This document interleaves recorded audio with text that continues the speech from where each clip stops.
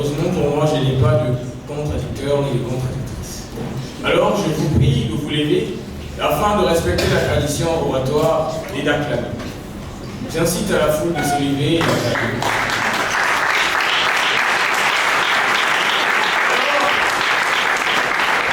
Je vous remercie pour ce genre d'acclamation. Veuillez vous remettre, je vous en prie.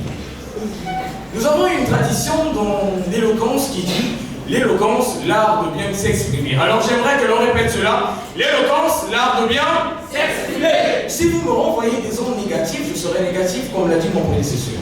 L'éloquence, l'art de bien s'exprimer. Alors, aujourd'hui nous allons débattre sur un terme perspicace. Dans le tissu complexe des relations humaines, la paix et la réconciliation se relèvent comme des tissus tissant la trame de la société. Elles représentent les piliers inébranlables sur lesquels reposent les aspirations de l'humanité vers un avenir florissant et harmonieux. Et oui, la paix, cette précieuse émeraude, n'est plus qu'une absence de conflit. Elle incarne la quintessence de la coexistence pacifique, où les différences se transforment aux atouts. La paix. Et oui, mesdames et messieurs. Dans un monde marqué par des divisions profondes et des conflits persistants, l'importance de la paix et de la réconciliation ne saurait être sous-estimée.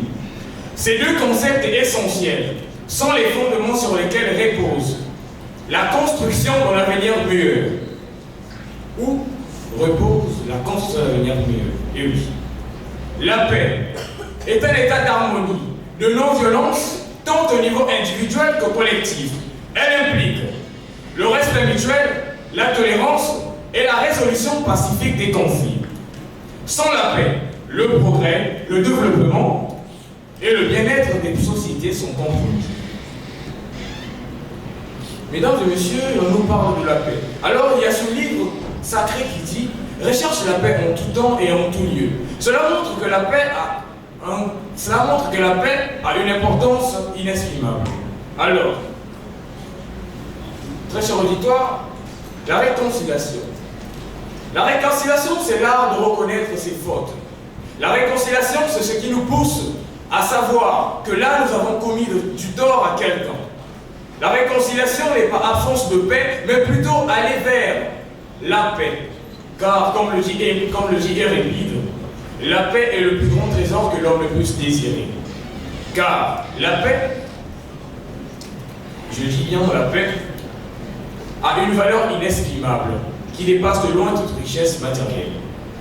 Les guerres civiles, les tensions armées, les conflits armés, les guerres civiles, les tensions armées et les tensions intercommunautaires déchirent le tissu social, causant des problèmes incommensurables et causant toute possibilité de prospérité. La réconciliation, quant à elle, est un processus essentiel pour construire et guérir les blessures du passé, basé sur la reconnaissance et sur le pardon. Elle implique la reconnaissance des torts commises.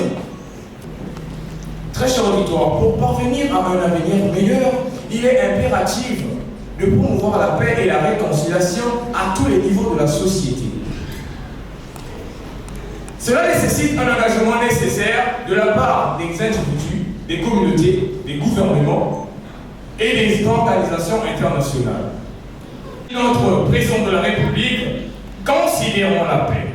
Alors, j'aimerais vous dire que la paix fait à ce que notre pays puisse aller de l'avant. Acclamez quand même pour le chef de l'État.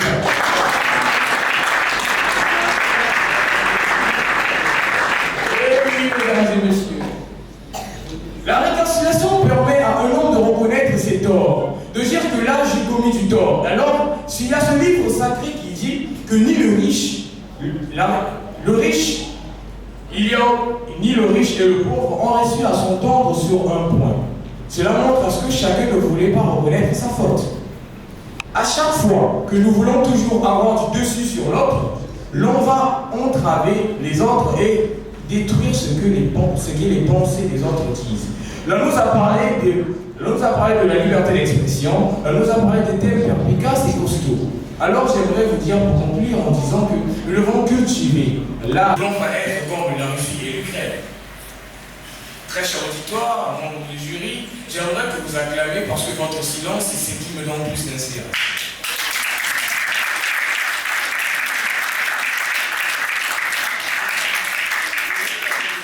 Pour ne pas vouloir paraître controversé, alors j'ai failli oublier la méthode de politesse. Très cher membre du jury, éloquente et éloquent, charmant et charmante, très chers auditeurs, membres du jury encore, et distingués invités, ainsi que les honorables qui sont ici avec nous. Veuillez acclamer pour la présence de ceux qui sont ici.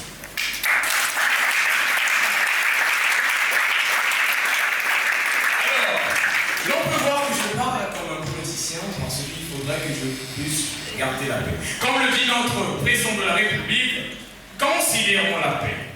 Alors, j'aimerais vous dire que la paix fait à ce que notre pays puisse aller de l'avant. Acclamez quand même pour le chef de l'État.